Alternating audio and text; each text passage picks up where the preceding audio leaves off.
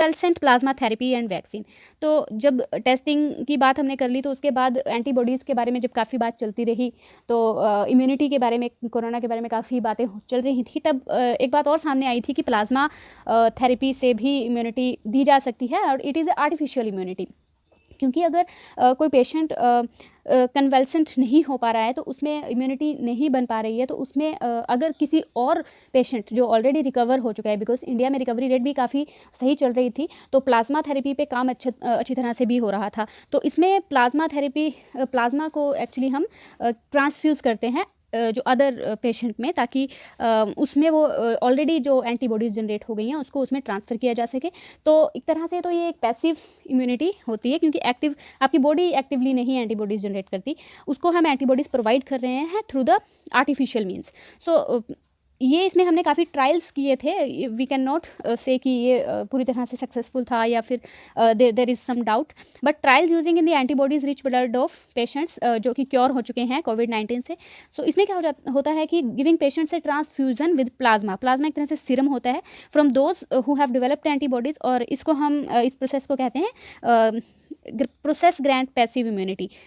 तो when most of population is immune to infectious disease, अब क्या होता है, जैसे मान लो किसी एरिया में कोई पेंडेमिक है, कोई भी जिस तरह से बीमारी बात कर रहे हैं हम, वो बहुत ज़्यादा स्प्रेड कर रही है, तो वहाँ पर ऑब्वियसली रिकवरी रेट भी ज़्यादा होगा, क्योंकि अगर स्प्रेड कर रही है तो जहाँ पर कम स्प्रेड कर रही है वहाँ पर रिकवरी रेट कम होगा, लेकिन जहाँ पर ज़्यादा स्प्रेड कर रही है वहाँ पर कंपैरेटिवली हम बात कर सकते हैं कि रिकवरी रेट भी थोड़ा ज़्यादा ही होगा। तो वहाँ पर अगर रिकवरी इस तरह से होती है तो उसको हर्ड इम्यूनिटी भी कहा जाता है, बिकॉज बहुत सारे लोगों को कोई बीमारी हो रही है और बहुत सारे लोग उनमें से बहुत सारे हम कह सकते हैं अगर रिकवर होते हैं तो उसको हर्ड इम्यूनिटी कहेंगे, क्योंकि काफ़ी लोग रिकवर होते हैं। तो इसमें ये चीज़ एक ज़रूरी होती है कि हर्ड इम्यूनिटी क्या है, कि जब most of population is immune to an infectious disease. फिर क्या होता है, जैसे हम पोल्यूशन की बात करते हैं, जहाँ पर बहुत सारा पोल्यूशन होता है तो वहाँ पर लोग उस पोल्यूशन के इम्यून हो जाते हैं, उनको इतना फ़र्क नहीं पड़ता। लेकिन जहाँ पोल्यूशन नहीं होता है वो लोग अगर उस एरिया में जाएँ जहाँ बहुत पोल्यूशन है तो वो उसमें इम्यून नहीं होंगे, वो बीमार पड़ जाते हैं या उनको सांस लेने में प्रॉब्लम आएगी। उस तरह की चीज़ें हम बात करें, जैसे जो पोल्यूशन में रहने के आदी हो चुके हैं तो उनमें वो हर्ड इम्यूनिटी है। इसी तरह से हम यहाँ पर कह सकते हैं तो हर्ड इम्यूनिटी टू दोज, तो इसमें जो प्लाज्मा थेरेपी है ये उसी तरह से काम कर रही है कि when most of the population is immune to an infectious disease, तो this can be provide indirect protection या फिर herd immunity to those who are not immune to disease. तो vaccines are preparations given to provide immunity from the disease. इसमें vaccines लगाने की भी बात कर रहे थे हम, प्लाज्मा थेरेपी एक अलग चीज़ थी, लेकिन वैक्सीन का ज़्यादा इशू रहा बीच में, क्योंकि वैक्सीन से हम पहले से ही सुरक्षा दे सकते हैं किसी भी जो इन्फेक्शन या वायरस के लिए, तो एंटीबॉडीज़ वो पहले से ही जनरेट हम कर सकते हैं। तो it is live attenuated inactivated होती है, वो सबमिट प्यूरिफाइड एंटीजन होते हैं, टॉक्साइड इनएक्टिवेट, तो इसमें आरएनए बेस्ड ये चीज़ें रहती हैं। और अभी हम करेंगे कोविड-19 एंड वेंटिलेटर रिसर्च, क्योंकि रिसर्च एंड डेवलपमेंट भी साइंस एंड टेक्नोलॉजी का एक पार्ट है। तो इसमें ऑब्वियसली वेंटिलेटर्स के साथ जब हम यूज़ कर रहे थे कोरोना के टाइम पे, तो उस समय एकदम काफ़ी सारी कंट्रीज़ में वेंटिलेटर्स जो थे वो शॉर्ट पड़ रहे थे। तो एक इसमें सबसे पहले बात करते हैं हम नोका, दैट इज़ तो ये आईसीयू ग्रेड पोर्टेबल वेंटिलेटर्स थे जिसकी कॉस्ट भी 1/10 के अराउंड बताई जा रही थी, और ये डेवलप किए थे उस टाइम पे आईआईटी कानपुर और जो नोका रोबोटिक्स, इसमें एक्चुअली भारत डायनेमिक्स है एक डिफेंस पब्लिक सेक्टर कंपनी, इन्होंने इनको मैन्युफैक्चर किया था। नेक्स्ट है हमारा प्रणवायु, तो ये आईआईटी रुड़की का इनिशिएटिव था और एम्स ऋषिकेश के साथ मिलके, तो इन्होंने क्लोज लूप पोर्टेबल वेंटिलेटर बनाए थे जो कि वायरलेस सपोर्ट देते थे, उसका लो कॉस्ट रहता है और फीचर्स इसमें एडवांस्ड आईसीयू वेंटिलेटर्स के थे वो थे। तो प्राणवायु यानी कि उसको प्राण देना, तो इतने ज़्यादा फीचर्स अच्छे थे इनके।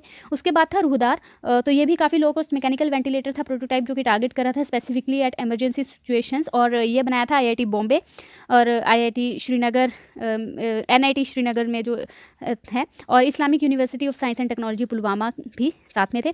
उसके बाद है जीवन, तो ये भी लो कॉस्ट पोर्टेबल वेंटिलेटर ही थे, प्रोटोटाइप इनका जो क्रिएट किया था that is material found in the railway factories, वहाँ पर जो मटेरियल उनको मिल जाता था उसी से at Kapurthala rail coach factory में। उसके बाद है वाइटल, तो वाइटल भी इसकी फुल फॉर्म ही ये है ventilator intervention technology accessible locally, और इसको नासा ने डेवलप किया था। तो ये हम इस तरह से मैंने आपको जो बताया है, ये एक रीज़न ये भी है कि एक तो आप इसको मेंस में अच्छे से राइट कर सकते हैं विद द जो डायग्रामेटिकली दिया गया है। दूसरी बात, जब हमने ये सारे पढ़ लिए हैं, नौका, प्राणवायु, रुद्र, जीवन, चाहे हमें ये याद ना भी रहे एग्ज़ाम के टाइम कि ये IIT कानपुर ने कौन सा बनाया, IIT रुड़की ने, बिकॉज इतनी नॉलेज हम याद नहीं भी रख सकते, लेकिन याद होनी चाहिए तो अच्छी बात है। तो जैसे वाइटल के बारे में हमने बात की, तो it is developed by NASA. तो ऑप्शंस में आपको कुछ इस तरह से दे सकते हैं, कुछ ग्रुपिंग बना के, कि which is not developed by India. तो ऑब्वियसली वाइटल, बिकॉज ये नासा ने बनाई है। तो जो डिफरेंट चीज़ है उसको हम लर्न कर सकते हैं, और इससे हम एलिमिनेशन मेथड में यूज़ किया जा सकता है। तो हाई प्रेशर वेंटिलेटर काफ़ी रहे ये vital. So ventilator intervention technology accessible locally. उसके बाद भारत, ये हमने कर लिया। नेक्स्ट है digital applications and initiatives. So digital applications भी बाद में काफ़ी सामने आई, जिससे कि इसको एक्सेस करना भी काफ़ी इजी हो गया था बाद में। तो डिजिटल एप्लीकेशन में हम पार्ट 1 की बात करेंगे, जो इनिशिएटिव्स लिए गए थे। First of all Aarogya Setu, everyone is aware of this app. So एक ब्लूटूथ बेस्ड कॉन्टैक्ट ट्रेसिंग करता है ये किसी रीजन की, और मैपिंग ऑफ लाइकली हॉटस्पॉट्स, और डिसेमिनेशन करता है उस रिलेवेंट इन्फॉर्मेशन को। तो ये NIC ने डेवलप किया था under the ministry of electronics and information and technology, और प्रोवाइड करता है ये सेल्फ असेसमेंट टेस्ट, जिसमें कि जो ICMR की गाइडलाइंस है उसी के अकॉर्डिंग है, सभी जानते हैं। उसके बाद है क्वारंटाइन एक नाम है सिर्फ, बाकी वही काम है इनका, जैसे आरोग्य सेतु ये बाकी स्टेट्स ने मिलकर बनाया बाद में। तो ये ट्रैक करता है asymptomatic carriers developed by IIT Bombay, और ये जियो फेंसिंग टेक्नोलॉजी यूज़ की जाती है इसमें, to make sure that quarantine individually follow the protocol और नॉट। तो जियो फेंसिंग टेक्नोलॉजी आप इस तरह से लिख सकते हैं कि कौन कौन सी टेक्नोलॉजीज़ यूज़ की गई ड्यूरिंग द पैंडेमिक। अलग से अगर कुछ इस तरह से शॉर्ट नोट्स पूछे जाते हैं, अगर आप कहीं शॉर्ट नोट्स में लिखना चाहते हैं। तो GPS based tracking of home quarantine individuals developed by Pune MC under smart city missions, और उसके साथ है नाडी। तो ये भी सीडेक इंफॉर्मेशन टेक्नोलॉजी मिनिस्ट्री ने ही बनाया था फॉर ट्रेसिंग, ट्रैकिंग एंड जो इसके इन्फेक्टेड पर्सनस हैं उनको ट्रैक करने के लिए। Next is Sahyog. So it is developed by survey of India to help community workers carry out door to door survey, delivery of essential items. Sahyog का मतलब यही है कि आप सहयोग दे रहे हैं अपना, यानी कि जो कम्युनिटी वर्कर्स हैं वो डोर टू डोर जाके सर्वेस कंडक्ट कर रहे थे, और जो एसेंशियल आइटम्स थी, जैसे ये मास्क हो गए, इस तरह से जो स्प्रेज वगैरह थे। नेक्स्ट है डिजिटल एप्लीकेशन, पार्ट 2 की बात करेंगे। तो नेक्स्ट फेज में हमने जो बनाया दैट इज़ कावासम।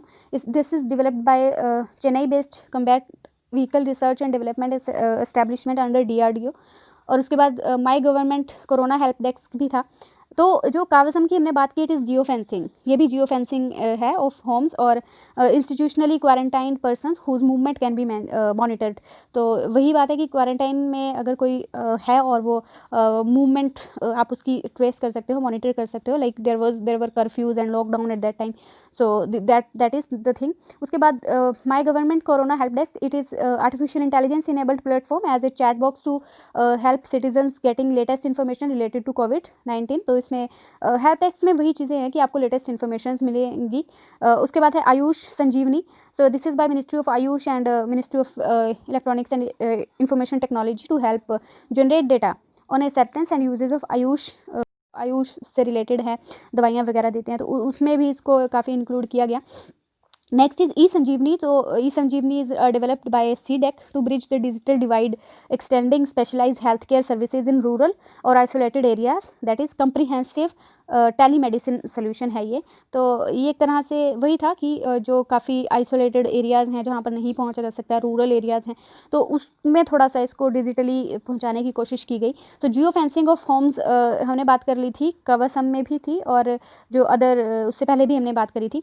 नेक्स्ट इस बैग वैल्यू, मास्क और अम्बू बैग्स। तो ये अम्बू बैग्स क्या है? This is small devices use to deliver breathing support in emergency. जैसे वेंटिलेटर्स वगैरह में काफ़ी सारी ऑलरेडी फैसिलिटीज़ रहती हैं, लेकिन वेंटिलेटर्स भी बहुत ज़्यादा जो है क्वांटिटी में नहीं अवेलेबल थे जितनी कि पेशेंट्स को रिक्वायरमेंट थी। पेशेंट्स बहुत ज़्यादा थे, तो इसमें एक और इनोवेशन की गई कि स्मॉल डिवाइसेस हमने यूज़ किए, जिसमें कि हम यूज़ कर सकते हैं ब्रीदिंग सपोर्ट के लिए emergency.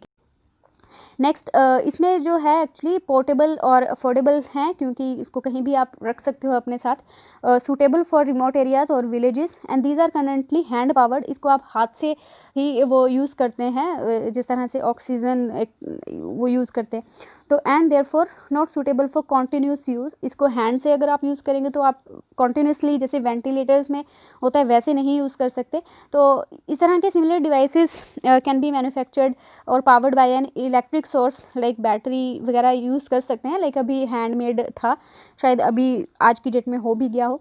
So IIT Hyderabad urged government of India to consider its use as an alternative to meet any increase in demand of ventilators during pandemic.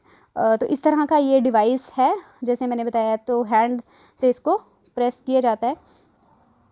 So here you have to press it, right.